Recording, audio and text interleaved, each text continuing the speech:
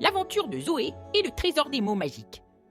Dans le petit village de Clairval, niché au pied d'une colline verdoyante, vivait une petite fille nommée Zoé. Curieuse et pleine d'énergie, Zoé aimait explorer les bois, grimper aux arbres et poser 1000 questions. Mais il y avait une chose que Zoé oubliait souvent. Elle ne disait presque jamais « s'il te plaît »,« merci » ou « pardon ». Un jour, alors qu'elle jouait près d'un grand chêne, Zoé trouva une carte étrange coincée dans l'écorce. La carte brillait légèrement et portait un message. « Cherche le trésor des mots magiques et tu découvriras un pouvoir qui illuminera ton monde. » Zoé, intriguée, courut chez elle pour montrer la carte à sa maman. « Que penses-tu que cela signifie ?» demanda-t-elle. Sa maman sourit doucement. « Cela semble être une belle aventure. Pourquoi ne pas essayer ?» Le lendemain matin, Zoé enfila son sac à dos, prit une bouteille d'eau et suivit les indications de la carte. Elle marcha longtemps à travers la forêt, quand soudain, elle rencontra un perroquet haut en couleur, perché sur une branche. « Bonjour, petite fille !»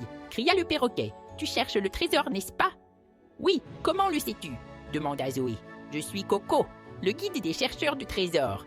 Mais attention, pour avancer, il te faudra apprendre des leçons précieuses. » Zoé hocha la tête, prête à relever tous les défis. Après quelques heures de marche, Zoé arriva devant un large pont suspendu au-dessus d'une rivière agitée. Mais le pont était gardé par un troll massif, aux sourcils broussailleux et aux bras croisés. « Pas de passage sans les mots magiques !» grogna le troll. Zoé plissa les yeux, confuse. « Quel mot magique ?» demanda-t-elle. Le troll tapa du pied. « Quand tu veux quelque chose, tu dois le demander gentiment. » Zoé réfléchit et se souvint des conseils de sa maman. Elle s'exclama « S'il te plaît, monsieur le troll, pourrais-tu me laisser passer ?»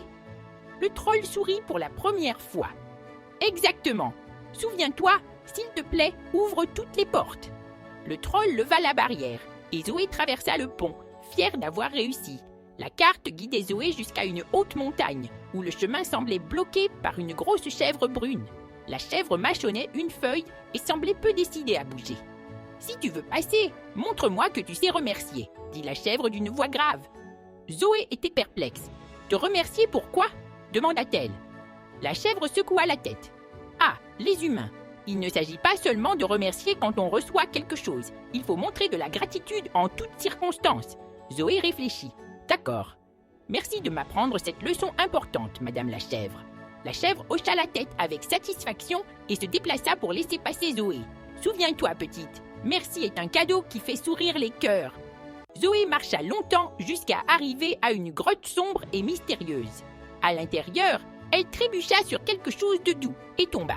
Miaou! Un chat noir aux yeux verts furieux la fixa.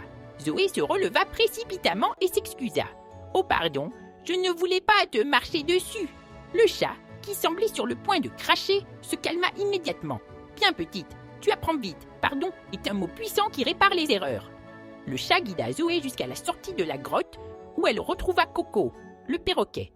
Après une longue marche, Zoé arriva enfin devant un grand coffre doré posé au pied d'un arbre gigantesque. Elle l'ouvrit avec excitation, s'attendant à trouver des pièces d'or ou des bijoux.